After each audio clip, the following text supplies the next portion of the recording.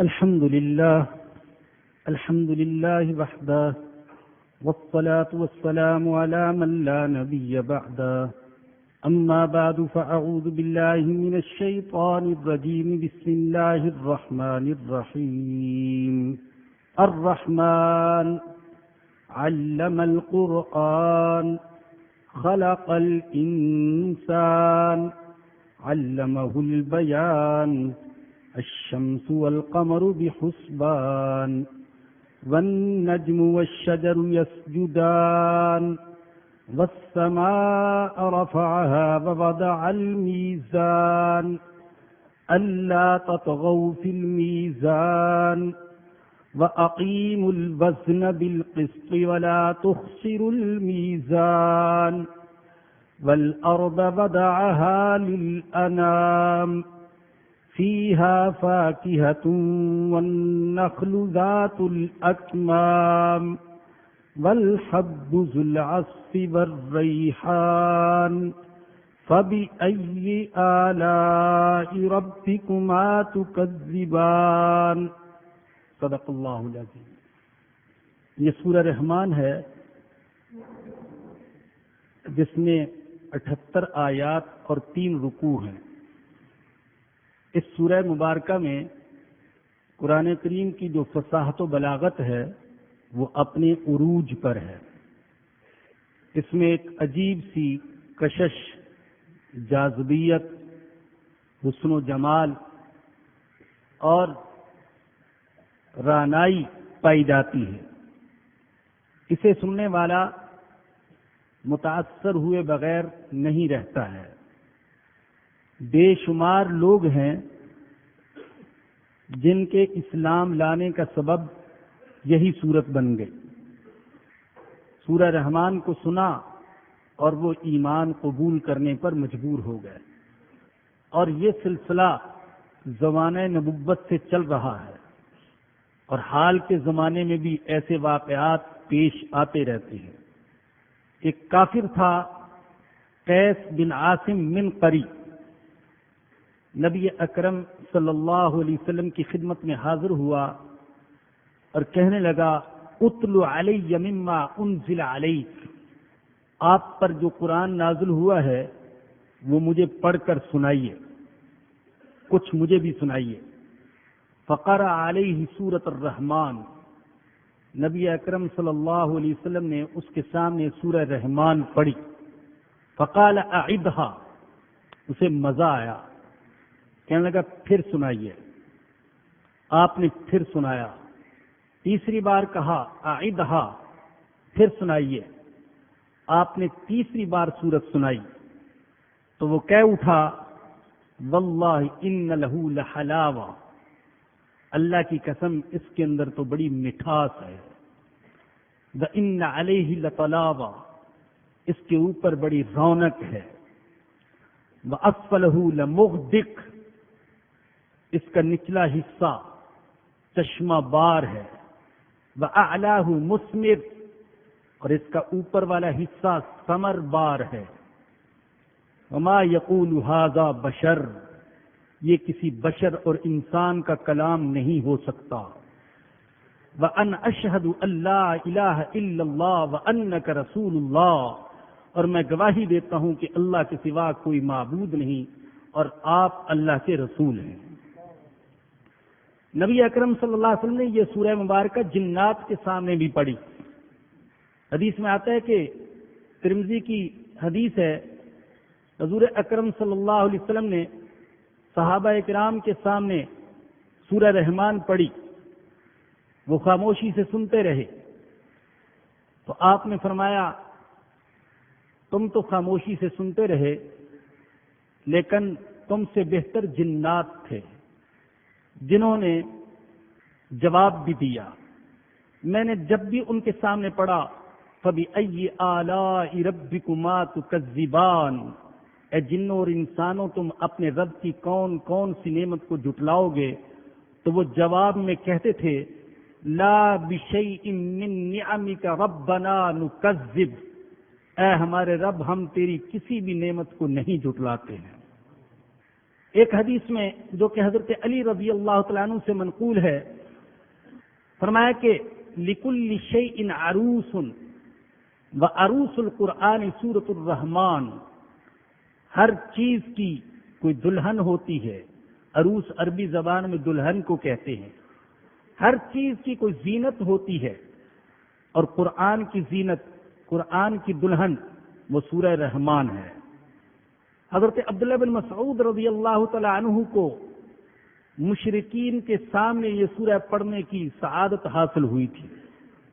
بعض صحابہ بیٹھے ہوئے تھے، حضرت عروہ بن زبیر رضی اللہ عنہ فرماتے ہیں کہ کسی نے کہا کہ کون ہے جو قریش کو سورہ رحمان سنائے؟ حضرت عبداللہ بن مسعود رضی اللہ تعالی عنہ فرمانے لگے کہ میں قریش کو سورہ رحمان سناؤں گا۔ ان کا نہیں، آپ نہیں، انا نخشى علیک، ہمیں تمہارے بارے میں ڈر ہے، اس لیے کہ تمہارا قریش سے کوئی نسبی اور خاندانی تعلق نہیں ہے۔ کاش کوئی ایسا ہوتا جس کا قریش کے ساتھ نسبی تعلق ہوتا، وہ سورہ رحمان پڑھتا، وہ ان کے سامنے قرآن پڑھتا، تو شاید یہ نسب اور خاندانی تعلق کی وجہ سے اس کا لحاظ کرتے۔ لیکن حضرت عبداللہ بن مسعود پر ایک جنون سوار تھا، ایک ایمانی جوش۔ فرمایا کہ نہیں، میں ہی پڑھوں گا۔ چنانچہ حرم میں کھڑے ہو گئے اور انہوں نے سورہ رحمان پڑھنی شروع کر دی بلند آواز سے۔ قریش کے کانوں میں آواز پڑی، کھلبلی سی مچ گئی، ارے یہ کون ہے؟ کس کو یہ جرت ہوئی حرم میں کعبہ کے پاس بلند آواز سے وہ کلام پڑھنے کی جس کے بارے میں مسلمانوں کا دعویٰ ہے کہ یہ محمد پر اللہ نے اتارا ہے صلی اللہ علیہ وسلم؟ کہنے لگتا ہے ابن ام عبد ہے۔ حضرت عبداللہ بن مسعود کو کہا جاتا تھا ابن ام عبد، غلام کی ماں کا بیٹا، لگتا ہے وہ ہے۔ چنانچہ قریش ٹوٹ پڑے اور آپ کو مار مار کر زخمی کر دیا، لیکن انہوں نے سورہ رحمان پڑھ کر چھوڑی۔ یہ تو وہ احادیث جن میں سورہ رحمان کا ذکر ہوا ہے۔ اللہ فرماتے ہیں الرحمن، الرحمن، یہ سورت کا آغاز ہے۔ قرآن کریم کی یہ واحد سورت ہے جس کا آغاز اسماء حسنہ میں سے کسی اسم سے ہوتا ہے۔ اللہ کے ناموں میں سے کسی نام سے جس سورت کا آغاز ہوا وہ صرف سورہ رحمان ہے۔ یہ لفظ بھی پیارا اور معنی بھی پیارا، الرحمن۔ مشرکین کو اس لفظ سے بڑی چڑ تھی، وہ کہتے مر رحمان، رحمان کیا ہے؟ لیکن ایمان والوں کو اس نام سے بڑی محبت ہے۔ اللہ بڑا مہربان، اس کی رحمت عام ہے۔ وہ خود کہتے ہیں وَرَحْمَتِي وَسِعَتْ كُلَّ شَيْءٍ، میری رحمت کی چادر ساری کائنات پر چھائے ہوئے ہے، ساری کائنات کو ڈھانپے ہوئے۔ انسانوں پر اس کی رحمت، حیوانوں پر اس کی رحمت، زمین پر اس کی رحمت، آسمانوں پر اس کی رحمت، ماننے والوں پر اس کی رحمت، نہ ماننے والوں پر اس کی رحمت۔ میں تو عرض کروں گا کہ فرعونوں پر اس کی رحمت، قارونوں پر اس کی رحمت، نمرودوں پر اس کی رحمت۔ یہ اس کی رحمت ہی تھی کہ کافر زندہ رہ لیے، یہ اس کی رحمت ہی تھی کہ خدائی کے دعوے کرنے والوں کو بھی وہ کھانے پینے کو دیتا رہا، اس نے کسی کو محروم نہیں کیا۔ اگر اس کی رحمت نہ ہوتی تو کوئی مجرم زندہ نہ رہتا۔ اور صحیح بات تو یہ ہے کہ اس کی رحمت تو رحمت ہے ہی، اس کی زحمتیں بھی رحمت ہیں، اس کی بیماریاں بھی رحمت، اس کی آزمائشیں بھی رحمت۔ فرمایا کہ الرحمن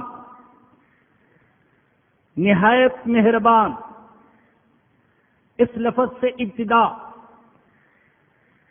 اب جو سن رہے وہ متوجہ ہو رہا ہے اللہ کیا کہنا چاہتا ہے، رحمان کیا کہنا چاہتا ہے۔ الرحمن، میں بڑا مہربان ہوں، یہ لفظ گونج رہا ہے اور پوری کائنات ہما تن گوش۔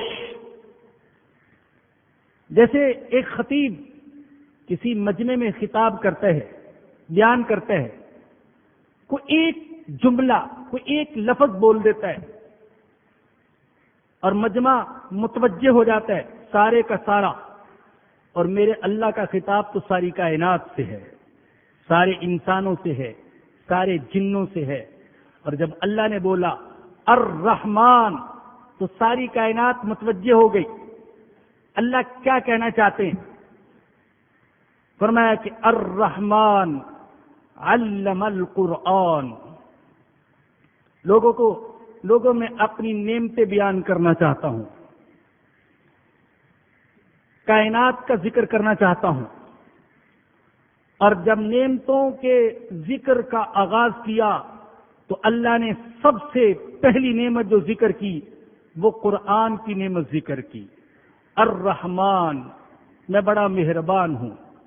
علم القرآن، میرے رحمان ہونے کی، میرے مہربان ہونے کی ایک بڑی دلیل، ایک مستقل نشانی وہ یہ ہے کہ میں نے قرآن سکھایا ہے۔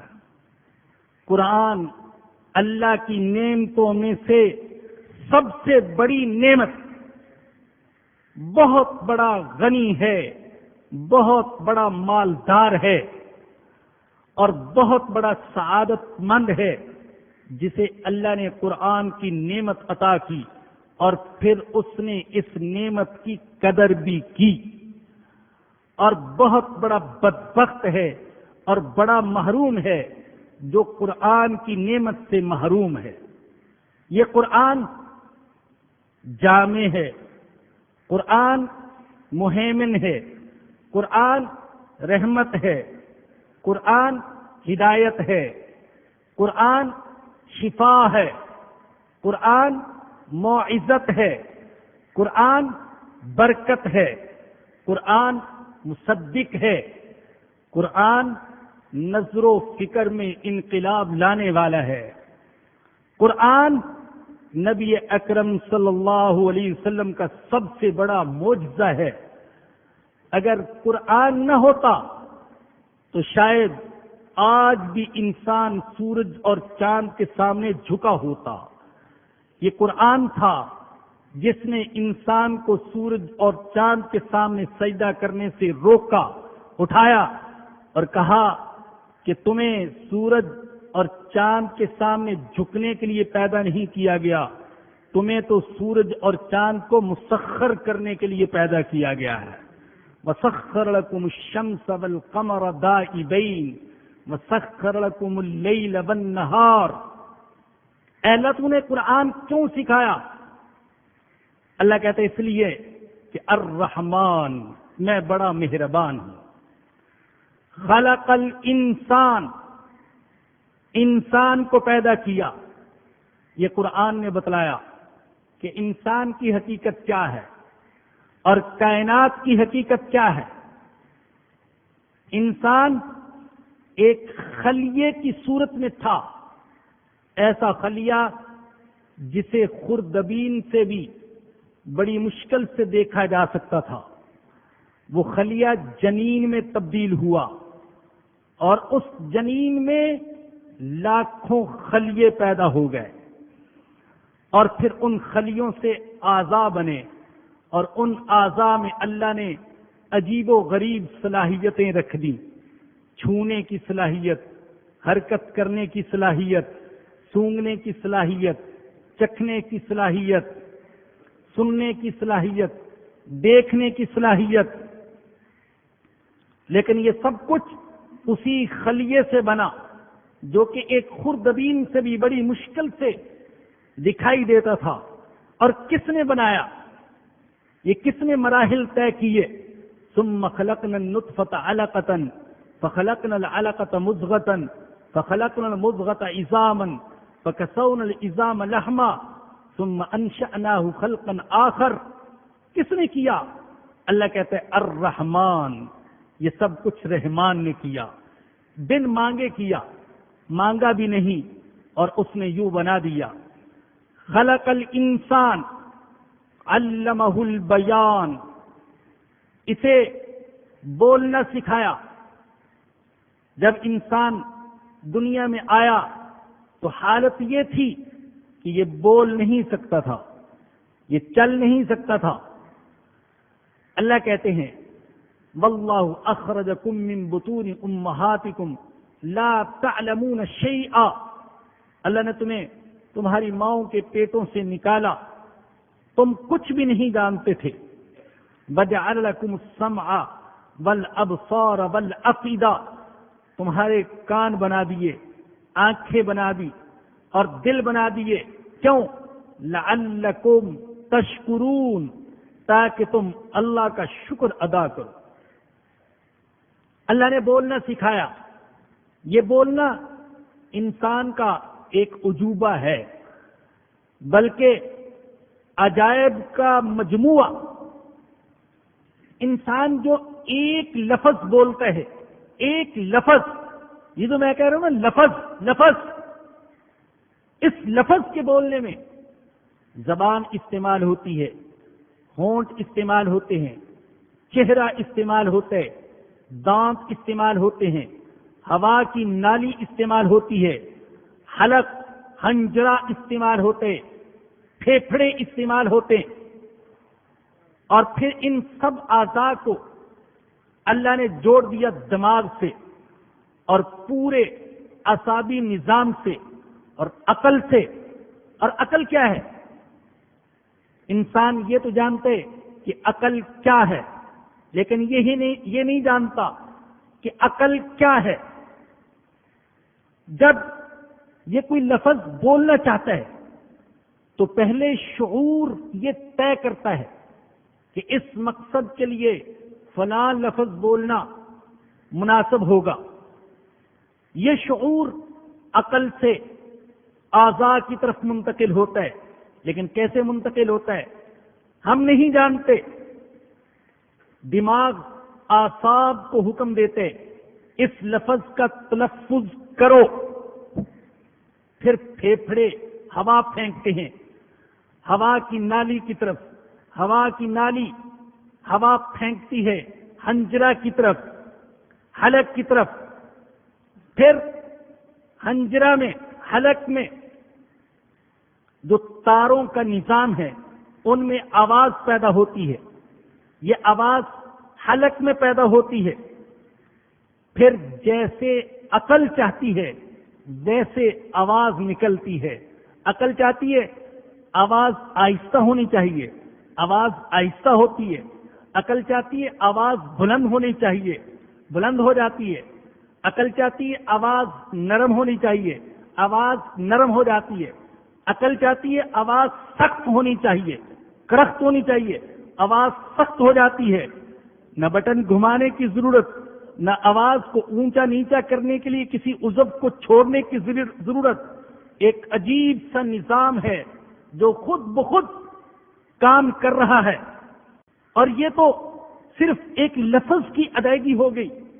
پھر اس کے لیے موضوع کی تلاش، مضمون کی تلاش، مناسب الفاظ کا انتخاب، پھر افکار، جذبات، احساسات، ان ساری چیزوں کا نظام بیان سے تعلق ہے. اور دیکھیے کہ مرحلے تو اتنے طے ہوتے ہیں. شعور فیصلہ کرتا ہے اس مقصد کے لیے یہ لفظ بولا جائے. یہ فیصلہ منتقل ہوتے اعضاء کی طرف، عقل کی طرف. پھر دماغ یہ فیصلہ کرتے، حکم دیتے اعصاب کو کہ اس لفظ کا تلفظ کرو.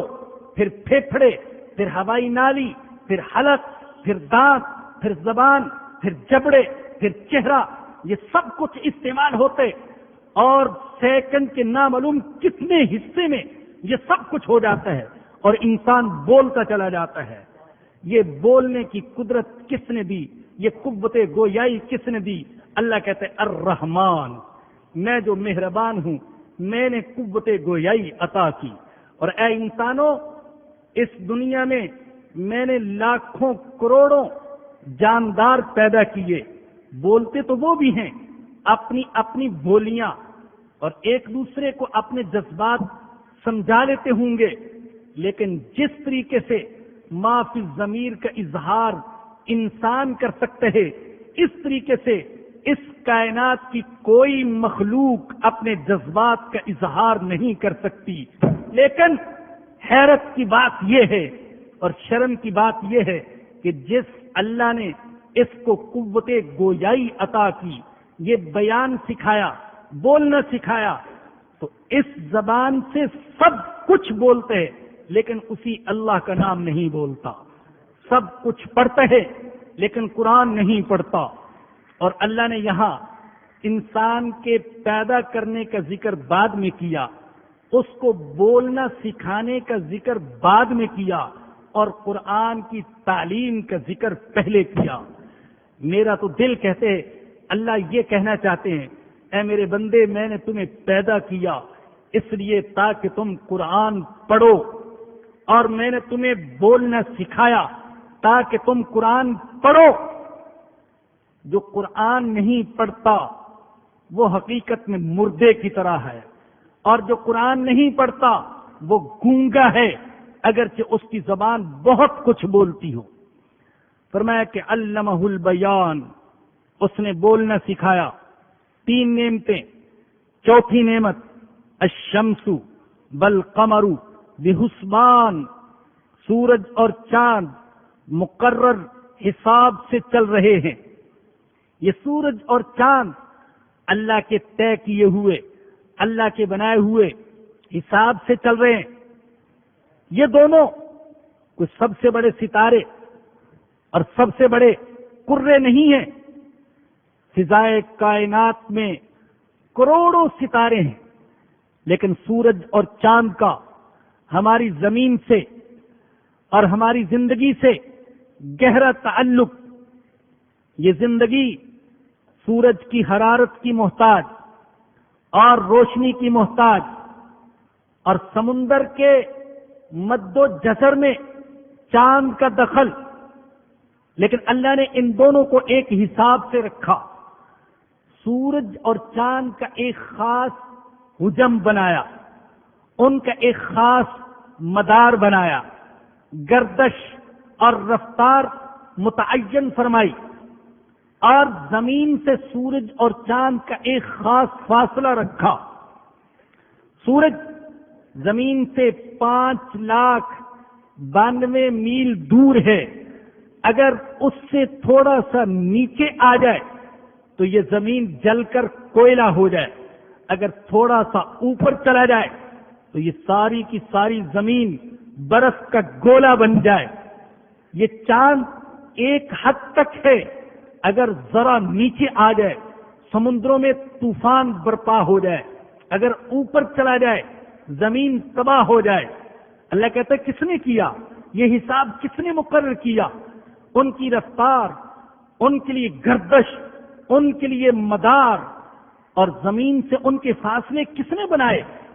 الرحمن، یہ رحمان نے بنائے، وہ جو بڑا مہربان ہے، جو نہیں چاہتا کہ میرے بندے جل کر کوئلہ ہو جائیں، ان کو تکلیف پہنچے، جو نہیں چاہتا کہ میرے بندے یہ جم کر برف بن جائیں. یہ اس نے ایک خاص نظام رکھا اور ایسے علاقے بنا دیے ہماری عبرت کے لیے، جہاں گرمی زیادہ، جہاں سردی زیادہ. لوگوں، اگر میں چاہتا تو ساری کائنات میں ایسا کر سکتا تھا کہ ہر جگہ یوں ہی گرمی زیادہ ہوتی اور یوں ہی سردی زیادہ ہوتی، لیکن ایسا نہیں کیا، اس لیے کہ الرحمن، میں بڑا مہربان ہوں.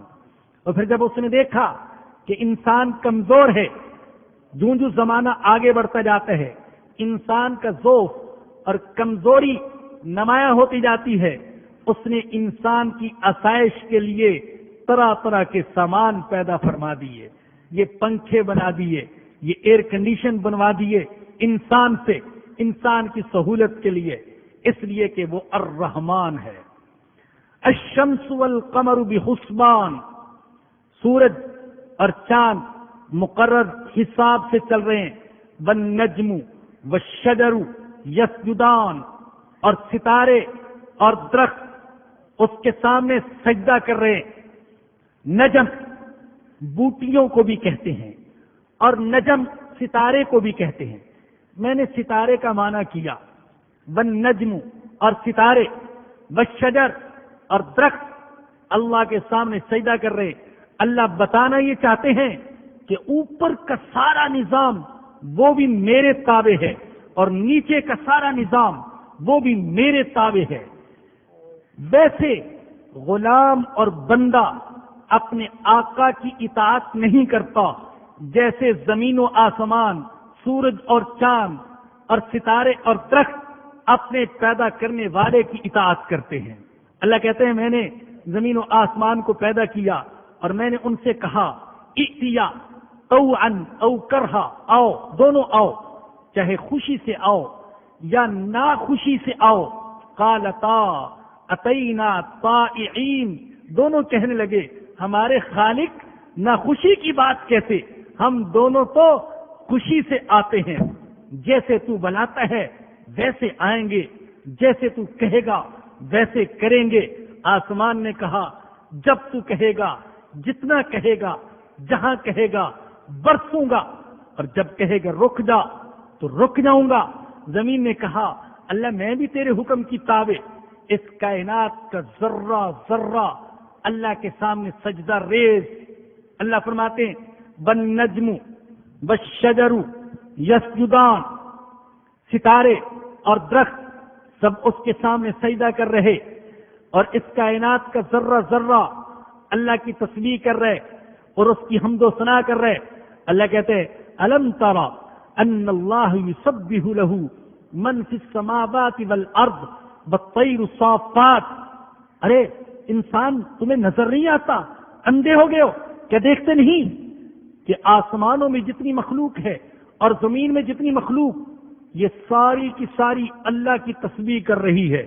والطیر الصافات، اور یہ پرندے جو فضا میں پر پھیلائے ہوئے ہیں یہ بھی اللہ کی تعریف کر رہے ہیں۔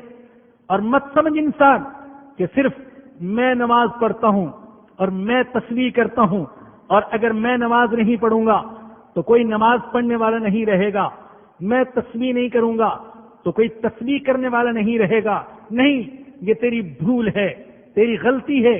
کل قد علم صلاته وتسبیحا، اس کائنات کی ہر چیز جانتی ہے کہ مجھے نماز کیسے پڑھنی ہے، مجھے اللہ کی تسبیح کیسے کرنی ہے۔ چڑیا بھی جانتی ہے، کبے بھی جانتے ہیں، بندر بھی جانتے ہیں، کتے بھی جانتے ہیں، درخت بھی جانتے ہیں، پانی بھی جانتے ہیں، پہاڑ بھی جانتے ہیں، زمین بھی جانتی ہے، آسمان بھی جانتے ہیں کہ ہماری نماز کیا ہے اور ہماری تسبیح کیا ہے۔ جو ان کی نماز ہے وہ اس میں لگے ہوئے، جو ان کی تسبیح ہے وہ اس میں لگے ہوئے۔ انسان تو اپنی نماز میں لگ جا اور تو اپنی تسبیح میں لگ جا، تو نہ بھول جا۔ یہ نہیں بھولتے، ان کو تو میں نے مجبور کر کے لگا رکھا ہے، وہ لگے ہوئے، وہ اپنی ڈیوٹی کو بھولتے نہیں ہیں، تم نہ بھولو۔ والنجم والشجر یسجدان، اور ستارے اور درخت اللہ کے سامنے سجدہ کر رہے ہیں۔ والسماء رفعها ووضع المیزان، اور آسمان کو اس نے بلند کیا اور ترازو قائم کی۔ اللہ نے آسمان کو بلند کیا۔ اے غافل انسانوں، آسمان کی طرف نظر اٹھاؤ، غور و فکر کرو۔ اس آسمان میں ایک ہولناک فضا ہے جس میں کروڑوں ستارے دوڑ رہے، بھاگ رہے۔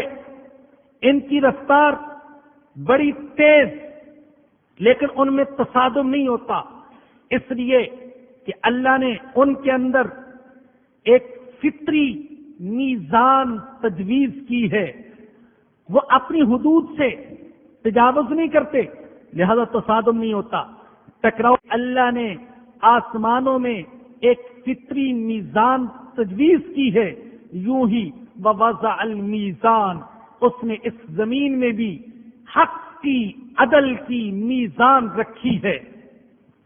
اگر عدل کے تقاضوں کو ملحوظ رکھا جائے گا تو دنیا میں کبھی تصادم نہیں ہوگا۔ اللہ نے میزان اتاری، عدل اتارا، عدل کا حکم دیا تاکہ ہر کوئی اپنی حد میں رہے اور کوئی کسی پر زیادتی نہ کرے۔ ابھی آگے سورہ حدید آ رہی ہے، آپ سنیں گے، اس میں اللہ نے فرمایا لقد ارسلنا رسلنا بالبینات وانزلنا معهم الكتاب والمیزان لیقوم الناس بالقسط، ہم نے اپنے رسولوں کو بھیجا، واضح دلائل دے کر بھیجا، اور ان کے ساتھ کتاب اتاری اور میزان اتاری تاکہ لوگوں میں انصاف ہو۔ جب ہر کوئی اپنی حد میں رہے گا تو پھر دنیا میں عدل کا بول بالا ہوگا۔ جب حد سے تجاوز کیا جائے گا تو پھر عدل کے تقاضے مجروح ہوں گے۔ آج جو دنیا میں ظلم ہو رہا ہے تو اس لیے کہ انسان اپنی حدود سے آگے بڑھ گیا۔ اللہ فرماتے ہیں کہ آسمان کی فضا میں کروڑوں ستارے بھاگ رہے اور ایک ایک ستارے کی رفتار 1,00,000 میل فی منٹ کے حساب سے بھی ہے، ایسے ستارے بھی، لیکن تصادم نہیں ہوتا، اس لیے کہ فطری میزان کے اندر رہتے ہیں، اپنی حدود کے اندر رہتے ہیں۔ اگر اے انسانوں تم بھی اپنی حدود میں رہو گے تو پھر کبھی تصادم اور ٹکراؤ نہیں ہوگا۔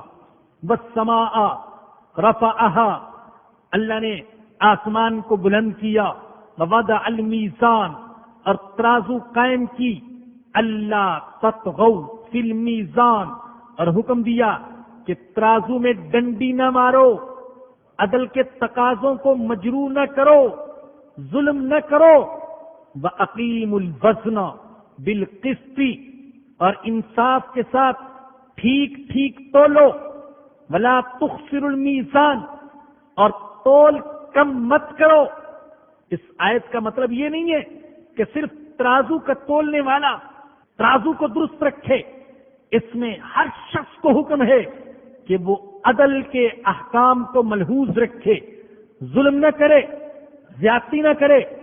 کوئی مالک اپنے ملازم پر اور کوئی ذمہ دار اپنے مزارع پر، اور کوئی بڑا چھوٹے پر، کوئی فرد کسی فرد پر، اور کوئی جماعت کسی جماعت پر، اور کوئی ملک کسی ملک پر ظلم کا ارتکاب نہ کرے۔ وَأَقِيمُوا الْوَزْنَ بِالْقِسْطِ وَلَا تُخْسِرُوا الْمِيزَانَ، انصاف کے ساتھ ٹھیک تولو اور تول کم مت کرو۔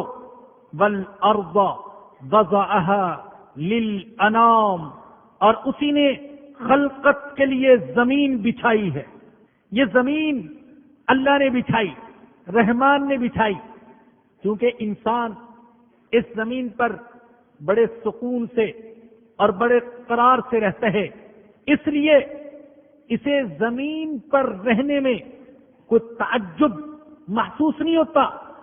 لیکن اگر انسان غور کرے تو جان لے کہ میں تو حقیقت میں ایک ذرے پر سوار ہوں، ایک ذرے پر، وہ ذرہ جو فضا میں تیر رہا ہے، بڑی تیزی سے تیر رہا ہے۔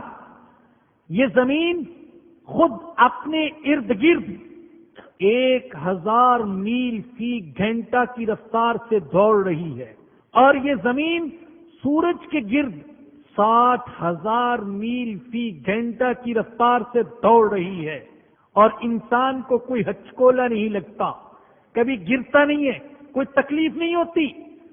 سڑکیں بھی بنا رہا ہے، عمارتیں بھی کھڑی کر رہا ہے، دوڑ رہا ہے، چل پھر رہا ہے، سو رہے اور بیٹھ رہے۔ اللہ کہتے کیوں؟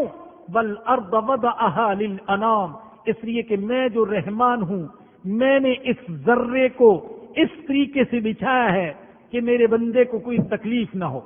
پھر زمین بنا کر نہیں چھوڑ دیا، فیہا فاکہۃ، اس زمین میں میوے ہیں، میوے ہی میوے، میووں اور پھلوں کی رنگا رنگ دنیا، ہزاروں قسم کے میوے، ملک کے میوے، سردی کے میوے الگ اور گرمی کے میوے الگ، عدلتے بدلتے رہتے ہیں۔ اللہ یہ بھی نہیں چاہتا کہ میرا بندہ ایک ہی قسم کا پھل کھانے سے تنگ آ جائے۔ آم کی لوگ بڑی قدر کرتے ہیں اور بعض لوگ بڑے شوق سے کھاتے ہیں، لیکن اگر پورا سال آم ہی آم ہوتا تو لوگ تنگ آ جاتے۔ اللہ عدلتے بدلتے رہتے ہیں، کبھی انگور آ رہے ہیں، کبھی کینو آ رہے ہیں، کبھی موسمی آ رہے ہیں، کبھی تربوز، کبھی خربوز، اور کبھی آم، اور کبھی امرود اور ناشپاتی اور نامعلوم کیا کیا، میووں کی ایک وسیع دنیا۔ والنخل ذات الاکمام، اور کھجور کے درخت جن کے خوشوں پر غلاف ہوتے ہیں۔ اللہ نے انسان کو پھل دیے ہیں، انسان پر پھل پھینکے نہیں ہیں، دیے بڑی محبت کے ساتھ، بڑی عزت کے ساتھ، بڑی خوبصورت پیکنگ میں دیے انسان کو پھل۔ پیکنگ بھی خوبصورت، اللہ کی پیکنگ۔ ذرا کیلے کی پیکنگ دیکھیے، ذرا مالٹے کی پیکنگ دیکھیے، تربوز کی پیکنگ دیکھیے، خربوز کی پیکنگ دیکھیے، میرے اللہ نے کیسی پیکنگ کی ہے۔ پھل پیش کیا ہے بندے کے سامنے، پیش کیا، کھانے میں بھی لذت اور دیکھنے میں بھی لذت۔ اب پھل اپنے مرحلے طے کرتا ہے، پہلے ایک کلی بنتی ہے، پھول بنتے ہیں، اس کی خوشبو سے چمن مہک اٹھتا ہے، پھر ایک دانہ سا بنتا ہے، وہ دانہ بڑھتا چلا جاتا ہے، انسان کی نظر ہے اس پر، کاشتکار کی، باغبان کی نظر ہے اس پر، دیکھ دیکھ کر خوش ہو رہا ہے۔ اس کاشتکار سے پوچھیں جس نے پھول سے لے کر پھل کو اپنی آخری شکل میں دیکھا ہے کہ اس کے جذبات کا عالم کیا ہوتا ہے۔ ہر مرحلے میں خوشی ہو رہی ہے اور مزہ آ رہا ہے اور دل کو ایک سکون اور راحت مل رہی ہے۔ اور پھر پیکنگ ایسی، یوں تو انسان نے بھی پیکنگ کی ہے، بڑی خوبصورت پیکنگ، لیکن ابھی تک میری نظر میں ایسی پیکنگ نہیں گزری، میں نے ایسی پیکنگ نہیں دیکھی کہ پیکنگ دیکھ کر اندر کی حالت کا پتہ چل جائے۔ اللہ نے ایسی پیکنگ کی ہے کہ بسا اوقات پیکنگ کو دیکھ کر پتہ چل جاتا ہے کہ اندر پھل کی حالت کیا ہوگی۔ اگر کیلے کا چھلکا کالا سیاہ ہے تو انسان سمجھ جائے گا اندر گلا ہوا ہوگا، باہر سے دیکھ کر پتہ چل جائے۔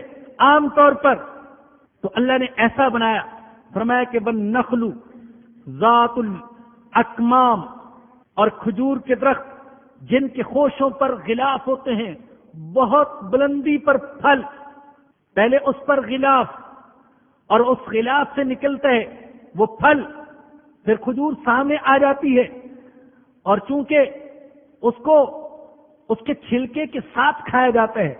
خطرہ یہ تھا کہ اگر درخت نیچے ہو تو گرد و غبار اس کو آلودہ کر دیں گے، اللہ نے اتنی بلندی پر پھل لگایا کہ وہ گرد و غبار سے آلودہ نہ ہو۔ میں نے ایک جگہ دیکھا، ایک صاحب نے لکھا اخروٹ اور بادام یہ عام طور پر اونچے اونچے درخت ہوتے ان پر لگتے ہیں، خطرہ تھا پک کر گر جائیں تو پھل ٹوٹ جائے اور مغز ضائع ہو جائے اور میرے بندے کو مٹی سے آلودہ ملے۔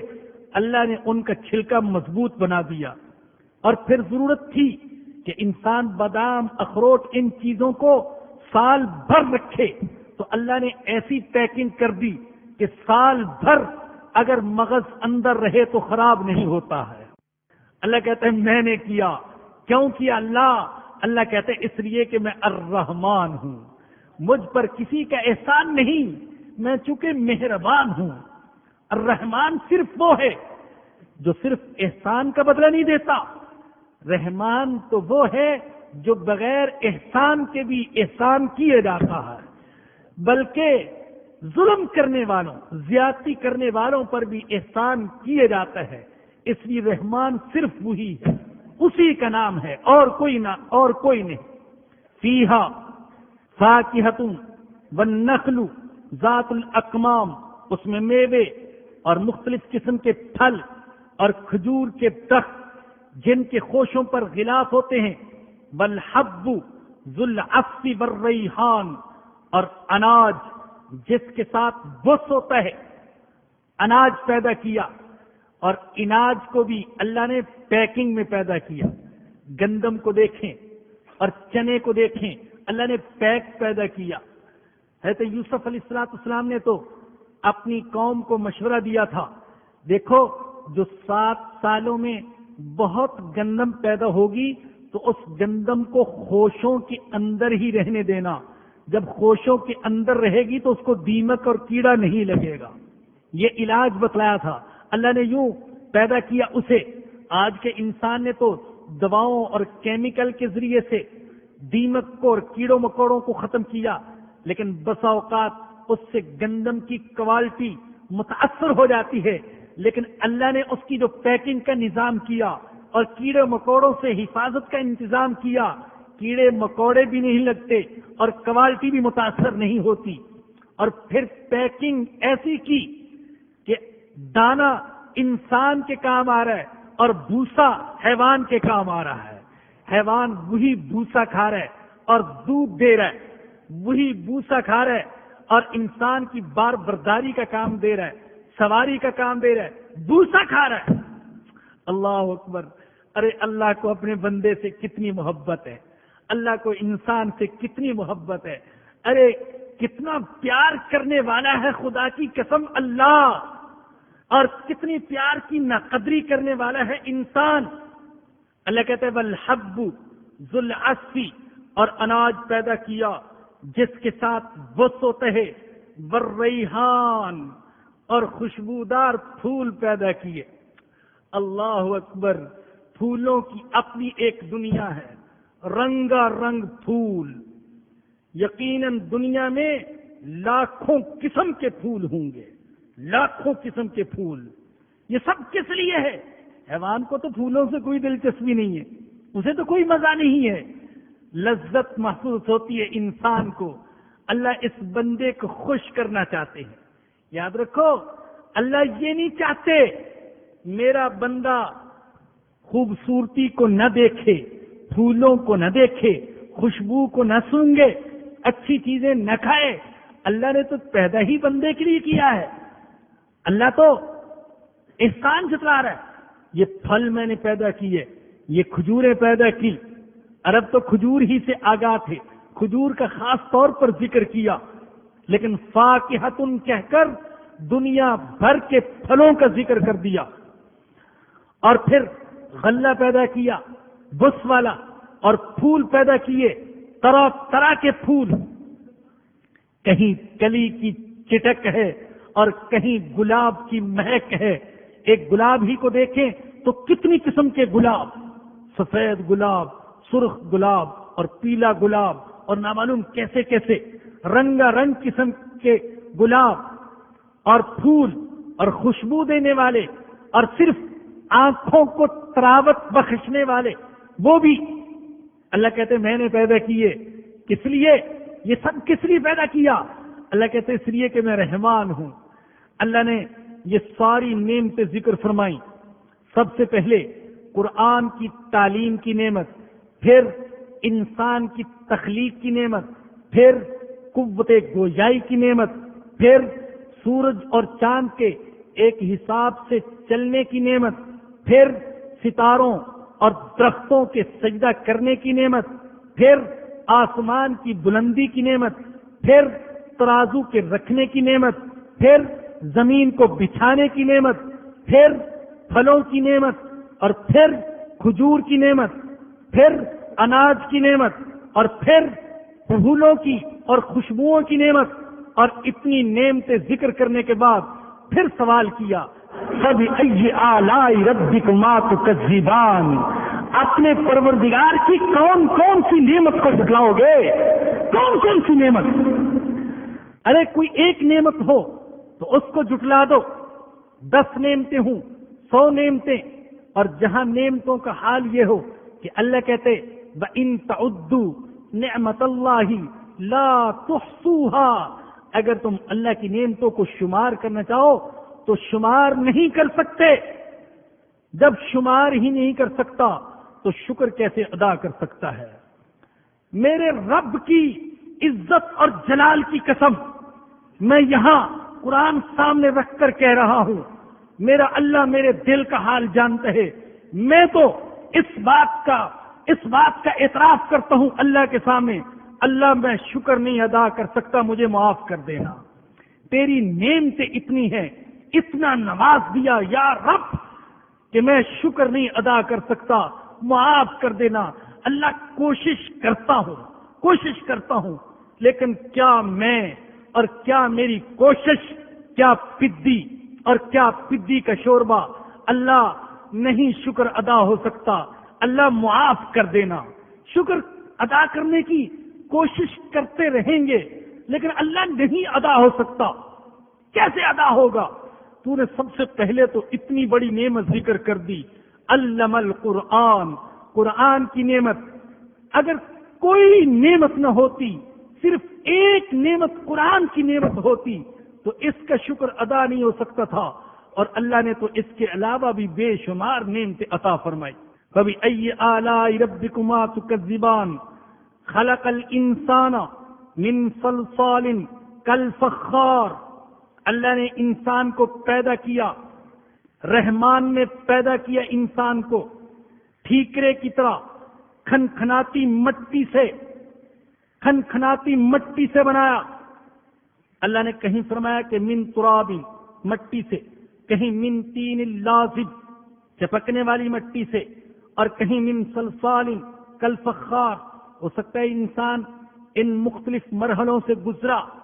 اور دیکھیے، جدید سائنس نے اس بات کو ثابت کر دیا کہ انسان کے اندر وہی مواد ہے جو کہ مٹی کے اندر انسان بنا ہے، مختلف چیزوں سے مختلف اجزاء اس کے اندر پائے جاتے ہیں۔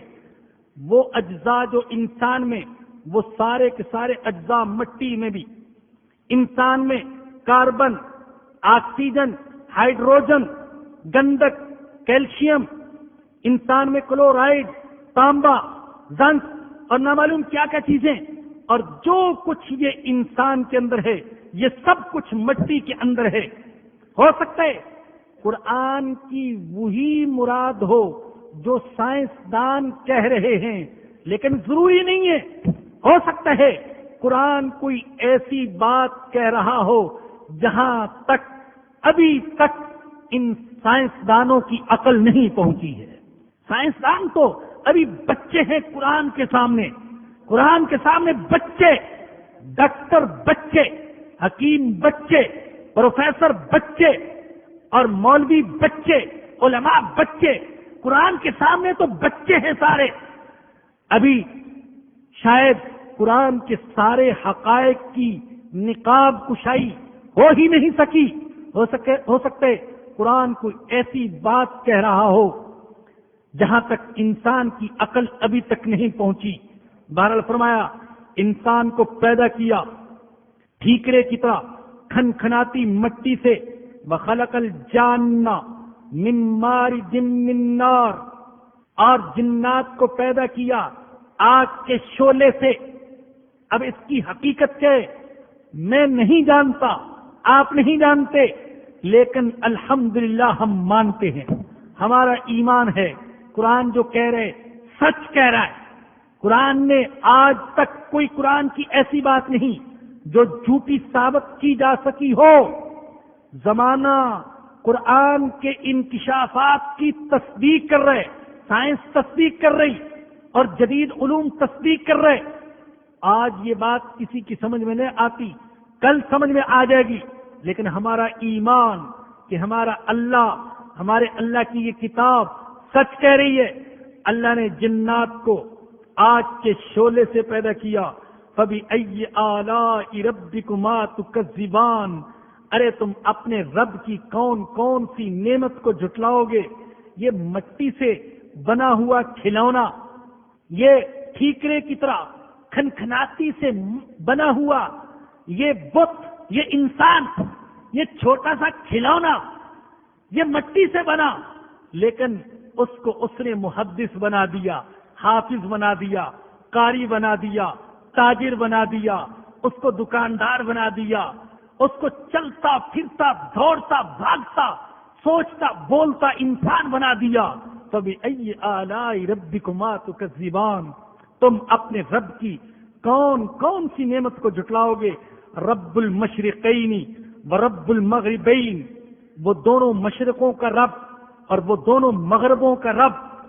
انسان جو سوچتا ہے تو اس کی نظر اور اس کی فکر اور اس کا علم مشرق اور مغرب تک محدود رہتے ہیں، آخری حد مشرق اور دوسری طرف آخری حد مغرب۔ اللہ کہتے ہیں مشرق کا رب بھی میں ہوں اور مغرب کا رب بھی میں ہوں، تو جہاں چلا جائے وہاں ربوبیت میری، وہاں بادشاہی میری، وہاں سلطنت میری، وہاں مالکیت میری۔ اور دیکھیے اللہ نے قرآن میں ایک جگہ مشرق اور مغرب ذکر کیا، مشرق اور مغرب کا رب، یہاں پر مشرقین مغربین فرمایا، دو مشرقوں کا رب، دو مغربوں کا رب۔ اور دوسری جگہ اللہ نے رب المشارق والمغارب فرمایا، وہ ساری مشرقوں کا رب، وہ ساری مغربوں کا رب۔ یہ کیوں؟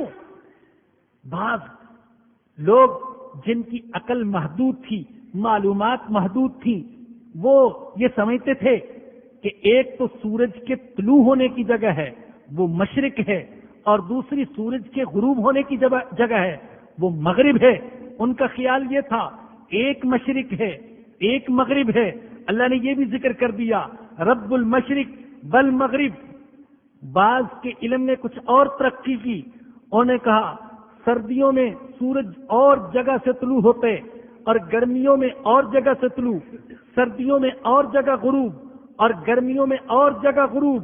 اللہ نے یوں فرمایا رب المشرقین ورب المغربین، سردیوں کے مشرق اور مغرب کا رب بھی وہی اور گرمیوں کے مشرق اور مغرب کا رب بھی وہی۔ انسان کے علم نے اور ترقی کی تو انسان کہنے لگا نہیں، ہر دن کا مشرق الگ ہوتا ہے اور ہر دن کا مغرب الگ ہوتا ہے، لیکن میرے اللہ نے 1400 سال پہلے میرے امی نبی کی زبان سے پہلے ہی کہلوا دیا رب المشارق والمغارب، وہ مشارق کا رب بھی ہے مغارب کا رب بھی ہے۔ اگر انسان کا علم یہاں تک پہنچے کہ ہر دن کی مشرق اور ہر دن کی مغرب الگ، تو قرآن میں اس چیز کا بھی ذکر فرما دیا، فرمایا کہ رب المشرقین ورب المغربین فبأی آلاء ربکما تکذبان۔ تو اپنے رب کی کون کون سی نعمت کو جھٹلاؤ گے؟ یہ مشرق اور مغرب یہ بھی اللہ کی بہت بڑی نعمت۔ اگر سورج طلوع نہ ہوتا تو بھی مصیبت، اور طلوع ہو کر غروب نہ ہوتا تو بھی مصیبت، اس کا طلوع ہونا بھی نعمت اور اس کا غروب ہونا بھی نعمت۔ اس لیے اللہ کو حق ہے کہ اللہ سوال کرے بندے سے فَبِأَيِّ آلَاءِ رَبِّكُمَا تُكَذِّبَانِ، تم اپنے رب کی کون کون سی نعمت کو جھٹلاؤ گے؟ مرج البحرین یلتقیان بینہما برزخ لا یبغیان، اسی نے دو دریا رواں کیے جو آپس میں ملتے ہیں، بینہما برزخ، لیکن ان دونوں کے درمیان ایک آڑ ہے، لا یبغیان، اس سے تجاوز نہیں کرتے۔ اس نے میٹھا دریا بھی رواں کر دیا، اس نے کڑوا دریا بھی رواں کر دیا۔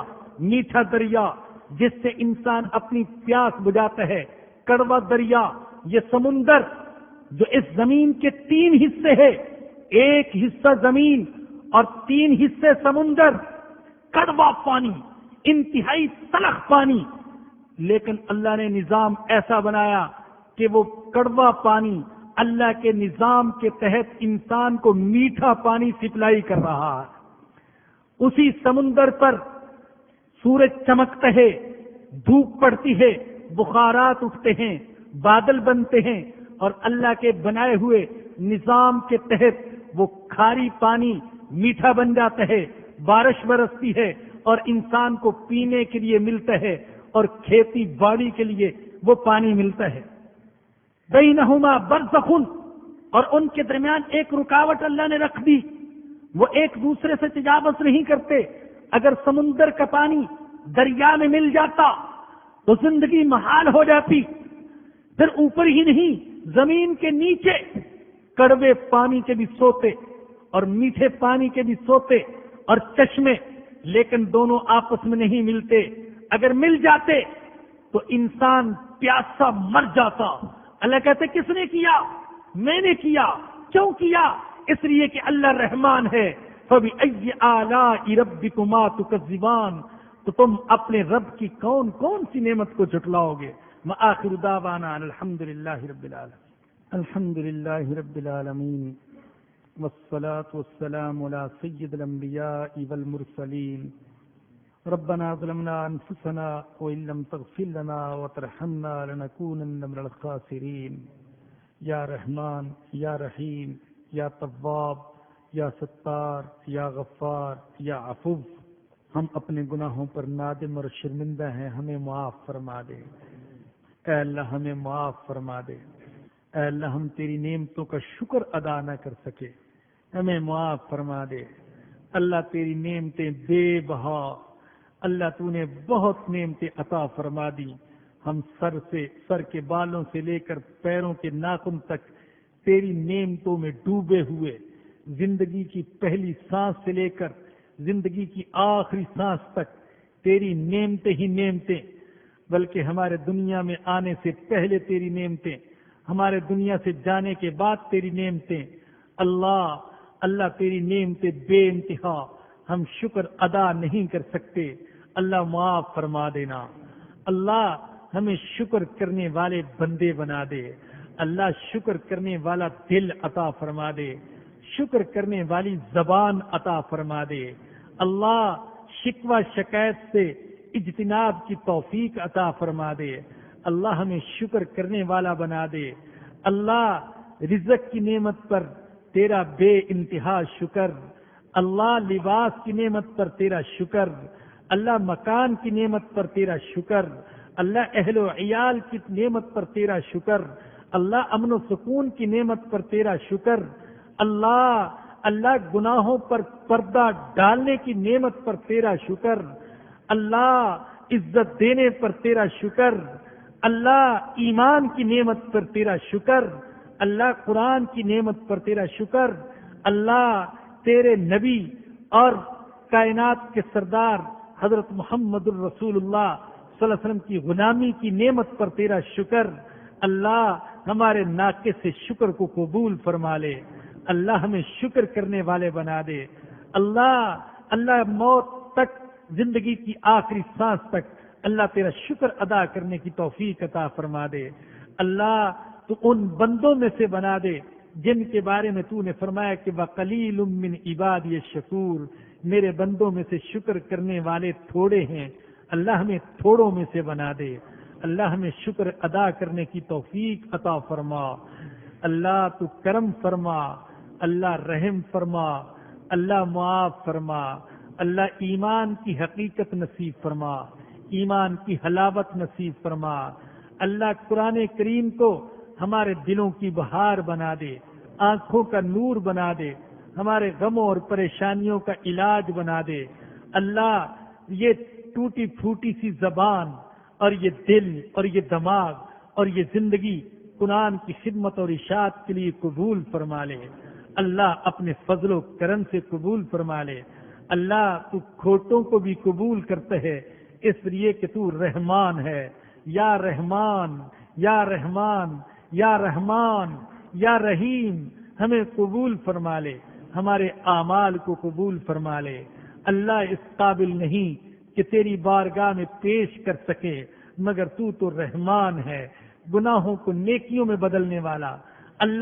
اللہ قبول فرما لے، اللہ ہمارے اعمال کو قبول فرما لے، ٹوٹے پھوٹے اعمال کو قبول فرما لے، نمازوں کو قبول فرما لے، ذکر کو قبول فرما لے، تلاوت کو قبول فرما لے، اللہ دعاؤں کو قبول فرما لے، اللہ تو قبول فرما لے، اللہ ہمارے بیماروں کو شفا عطا فرما دے۔ اللہ جن گھروں میں نوجوان بیٹیاں ہیں اور ان کے والدین رشتوں کے سلسلے میں پریشان ہیں، اے اللہ ان کی پریشانی کو دور فرما، اے اللہ تو ان کی پریشانی کو دور فرما۔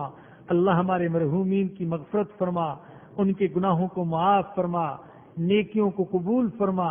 اللہ آج دنیا بھر میں مسلمانوں پر ظلم ہو رہا ہے، اللہ مسلمانوں کو ظلم سے نجات دلا، اللہ ہمیں مظلوموں کا ساتھ دینے کی توفیق عطا فرما، اللہ ایمان والی زندگی عطا فرما، ایمان والی موت نصیب فرما، اللہ درس قرآن کے اس سلسلے کو قبول فرما، اپنی عالی بارگاہ میں قبول فرما، کہنا بھی قبول فرما، سننا بھی قبول فرما۔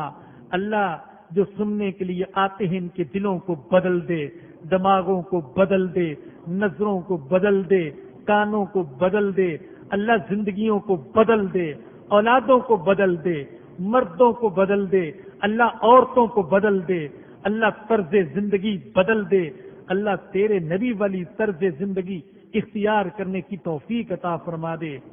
اللہ خاتمہ ایمان پر فرمانا اور قیامت کے دن حضور اکرم صلی اللہ علیہ وسلم کی شفاعت نصیب فرمانا۔ ربنا آتنا فی الدنیا حسنۃ وفی الآخرۃ حسنۃ وقنا عذاب النار۔ ربنا تقبل منا انک انت السمیع العلیم وتب علینا انک انت التواب الرحیم۔ صلی اللہ تعالی علی رسولہ وخیر خلقہ سیدنا و مولانا محمد و آلہ و صحبہ